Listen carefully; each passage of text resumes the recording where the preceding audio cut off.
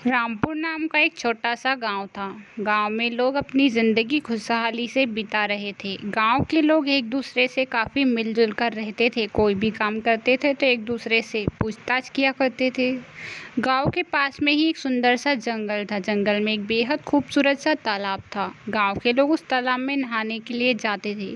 क्योंकि तालाब में काफी ज्यादा पानी था तो गांव के लोग उस तालाब में काफी देर तक नहाया करते थे और खूब एंजॉय किया करते थे।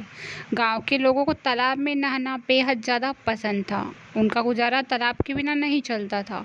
एक रात की बात है जब वहीं पर एक खतरनाक चुड़ैल आ जाती है। चुड़ैल को वह जंगल बेहद खूबसूरत लगता है। जब चुड़ैल तालाब देखती है तो उसी तालाब में रहने का विचार करने लगती है। दूसरी सुबह जैसे ही होती है, रामू नाम का एक किसान जंगल की तरफ जाने लगता है। रामू को खेतों पर कुछ ज़्यादा ज़रूरी काम था। वह रोज़ जाता था, इसलिए वह उस दिन जंगल में जाता है। उसे बहुत तेज भूख लगती है। वह तालाब के किनारे खाना खाने लगता है। तालाब के किनारे वहाँ बहुत ही स्वाद से अपना खाना खा रहा था कि अचानक से उसकी प्लेट तालाब की तरफ बढ़ती है जिसमें काफ़ी ज़्यादा लड्डू रखे हुए थे। रामू यह सब देखकर डर जाता है और वहाँ जंगल से अपने गांव की तरफ दौड़ लगाकर जाने लगता है। वहाँ जोर जोर से चिल्लाता है, अरे बचाओ, कोई तो मुझे बचाओ, इस जंगल में कुछ ना कुछ तो गड़बड़ जरूर है। वहाँ से चला जाता है। तालाब में चुड़ैल थी, वहाँ बाहर आती है और लड्डू की प्लेट देखकर काफ़ी खुश होती है। अरे वाह, आज तो पेट भरकर लड्डू खाने को मिलेगा, आज तो मज़ा ही आ जाएगा। इधर रामू सारे गांव में चुड़ैल की बात बता देता है कि उस जंगल में कोई ना कोई भूत है। सारी औरतें एक ही बारे में बातें कर रही थी। वहाँ थी कि तालाब में कोई भूत है, लेकिन सीता नाम की एक औरत यहाँ बात पर विश्वास नहीं करती। अरे मुझे तो कोई यकीन नहीं है कि तालाब में कोई चुड़ैल है। रामू तो है ही झूठा, हमेशा झूठ ही बोलता है। मैं तो तालाब में नहाने के लिए जाऊंगी। सीता किसी की भी बात नहीं मानती। दूसरी सुबह होते ही सीता खुद भी जंगल में नहाने के लिए जाती है। कोई भी औरत गांव से जंगल में नहाने के लिए नहीं गई थी। सीता अकेली ही जंगल में नहाने गई थी। सीता नहा रही थी। अरे गांव के लोग भी कितने झूठ बोलते हैं, अभी तक तो मुझे कोई चुड़ैल नजर नहीं आई कि अचानक से उसके सामने चुड़ैला प्रकट होती है।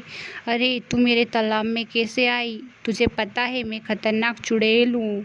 मुझसे तुझे डर नहीं लगता क्या? कल रामू को भगाया था ना, चल यहाँ से चली जा वरना तेरा खून चूस जाऊंगी। अरे मुझे बचाओ, कोई तो बचाओ। सीता जोर जोर से चिल्लाती है और अपने गांव की तरफ दौड़ लगाकर जाने लगती है।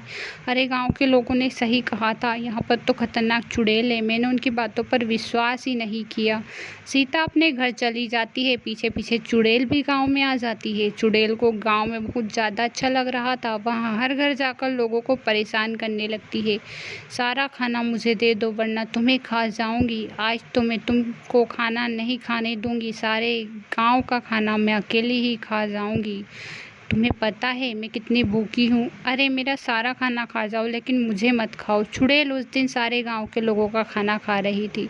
इधर एक बुजुर्ग औरत रानी परी को बुला लेती है। अरे तुम चिंता मत करो, मैं उस चुड़ैल को संभाल लूँगी। तुम्हें पता है मैं रानी परी हूँ, उस चुड़ैल को मैं कई दिनों से ढूंढ रही हूँ। अब तो उस चुड़ैल की खेल नहीं है। रानी परी गांव में आ जाती है। दूसरी सुबह होते ही वहाँ चुड़ैल के सामने प्रकट होती है।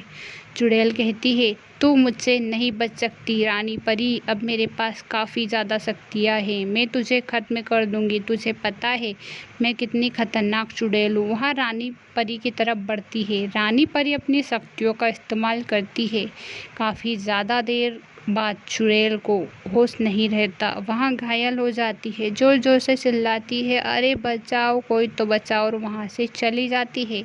रानी परी सारे गांव के लोगों की इसी तरह मदद करती है और गांव से चुड़ैल का साया हमेशा हमेशा के लिए खत्म हो जाता है। कहानी पसंद आए तो चैनल को सब्सक्राइब